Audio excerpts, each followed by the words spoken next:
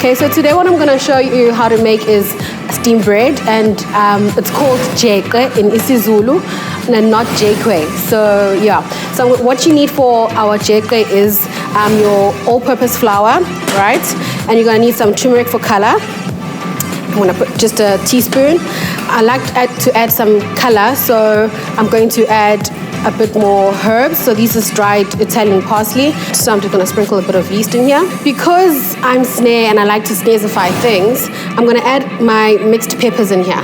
A bit of salt. And a bit of oil. So what I'm going to do quickly is just stir this in to make sure that everything will be distributed evenly. Then pour in my water and start kneading.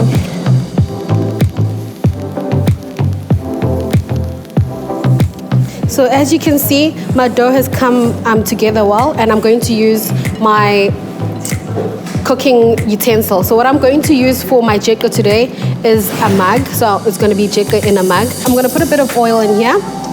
So the reason why I'm adding a bit of oil, so it's because when the Jeqe cooks, it will be easier for me to take it out from the mug and cut it into slices. So what I'll do is just I'm going to add in the dough inside here. Because it's a small little vessel that we're cooking in, you'll cook this for 25 minutes max, right? So for starters, for our curry, you obviously need your onions.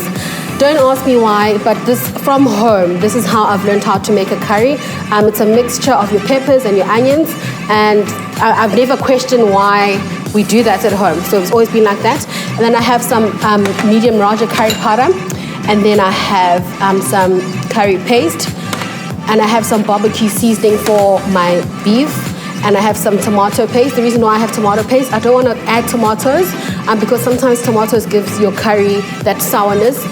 So I prefer using the paste. You still get a tomatoey flavor from the paste. And then my ginger and garlic. So I love ginger and garlic. Then my friends say in my past life I must have been an Indian because I love going to an Indian spice shop, and lo and behold I have some Kashmiri here for myself and some spicy wet masala. Okay, forgetting one of the important ingredients. So I've got some bay leaves and I've got some jeera, also known as cumin seeds. So what I'm going to do now is prepare my beef curry. So I just want these seeds just to toast up a bit. I'm going to add in my onions and give it a quick stir. And as that goes, I'm going to add in some garlic. And now I'm going to add in my Kashmiri, bit of my paprika in here, and my curry powder. So I'm going to let these toast off for a second before adding the meat. So what I'll add now is my tomato paste. And then, last but not least, my curry paste. So curry paste is a mixture of different spices and herbs, and it's ground finely and it's made into a paste, and it gives the most delicious flavor. So what I'm going to do now, I'm just going to close my lid a bit and create more steam.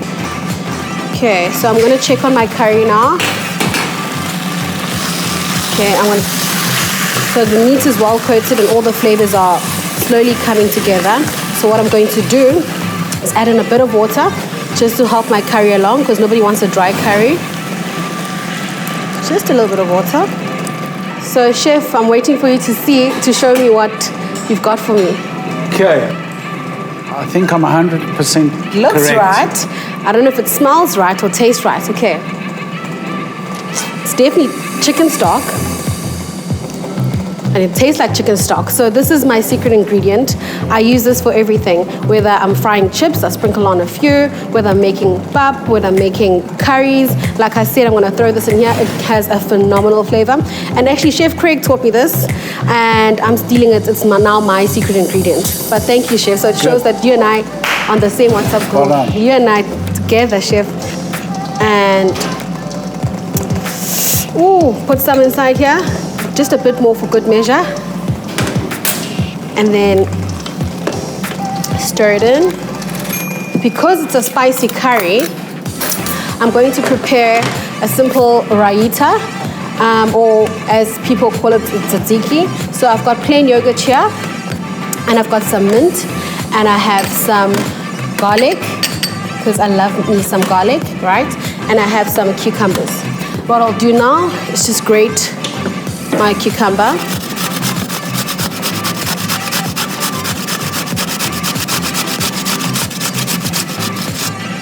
And I'm just gonna make small little cubes of garlic just to carry the flavor through of the tzatziki. So I've got some mint leaf here. I don't like a lot of mint because it can overpower a dish. So I'm just gonna take a few leaves. I'm gonna crack in a bit of pepper. So you give it a quick stir. Whoops, there you go. Your steamed jeqe in a mug. So they're the slices. Beautiful golden yellow color. The peppers. Dish up some curry. Ooh, I'm so in love with this color. And my sauce, because it's quite spicy. So add my tzatziki over here.